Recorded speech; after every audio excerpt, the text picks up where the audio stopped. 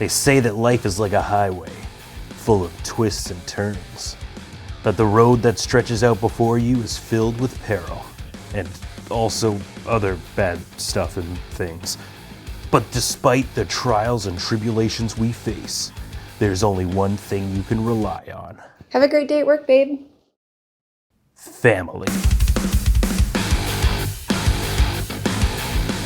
And what better way to celebrate family than fast cars, high stakes, and the threat of fiery, painful death? Welcome to another LRRMTG Deck Tech with me, Ben Ulmer. Aetherdrift has swerved onto the scene, bringing a massive cast of goblins, pirates, robots, and even seals. There's also tons of returning characters with flashy new cards ready to drive your deck to glory. And if watching 10 movies about rock-hard pecs on both men and women has taught me anything, it's that when the going gets tough, you can always rely on your crew. Your family. And nothing says family better than engulfing them into a homogenized pile of ooze and utilizing their power to defeat your enemies. So say hello to Mimeoplasm, Revered One, in a deck I'm calling Fast and F-ooze-rious.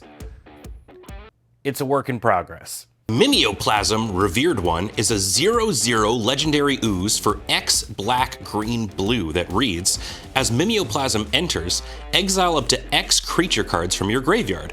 It enters with 3 +1/+1 counters on it for each creature card exiled this way. Also, for 2 generic mana, you may have it become a copy of target creature card exiled with it, except it's 0/0 and has this ability.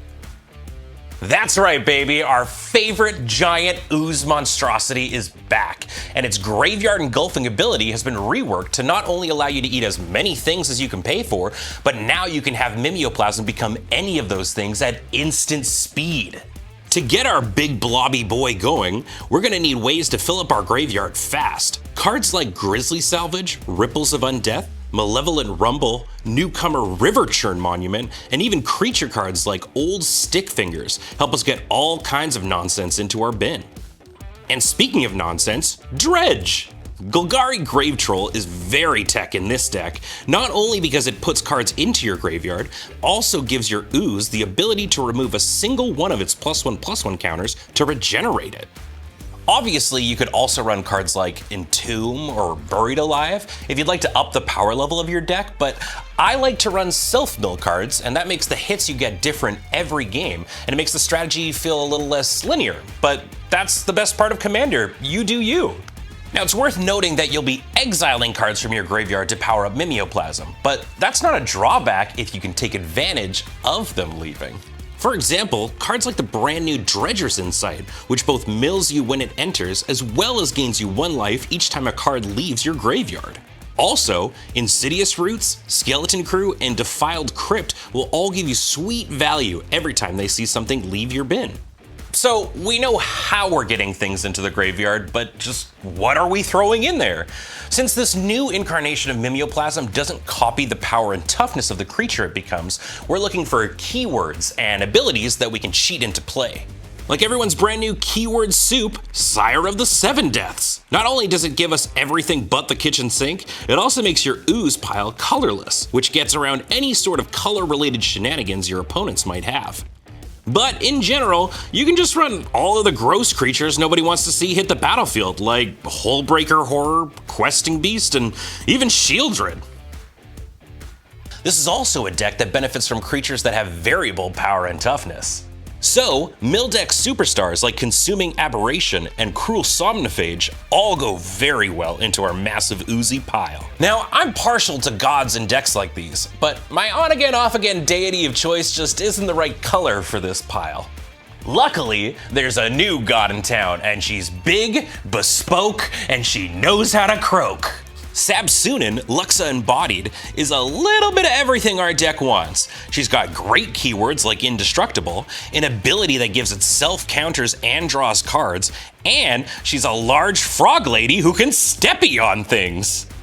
I guess what I'm saying is, I admire her commitment to community service. Removal, interaction, every deck's gotta have it, and there's some great ones out there that synergize.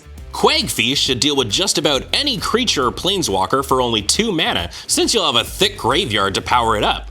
And cards like Drag to the Roots, Drown in Filth, and Terror Tide also benefit from having cards in your bin to give you value as they take out spooky threats.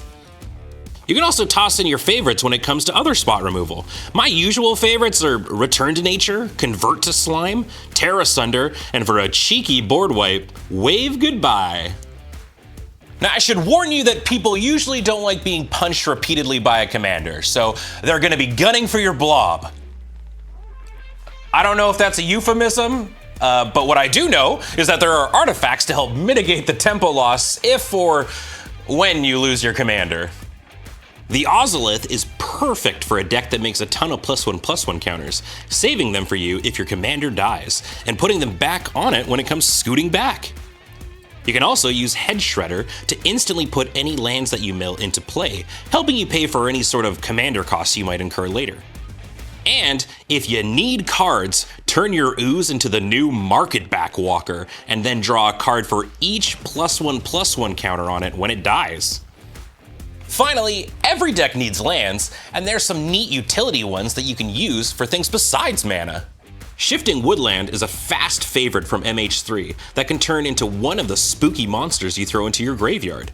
And Mosswort Bridge's hideaway mechanic is easy to turn on in a deck all about making big power. And Dakmor Salvage is great for filling your bin. When it's time for slime, I hope you'll consider checking out this new Oozy Lad.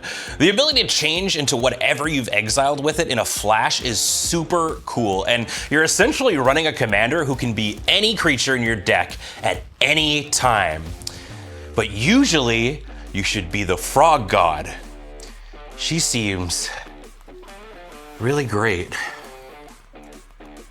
Actually, is it too late to do a deck tech about the Frog Mom?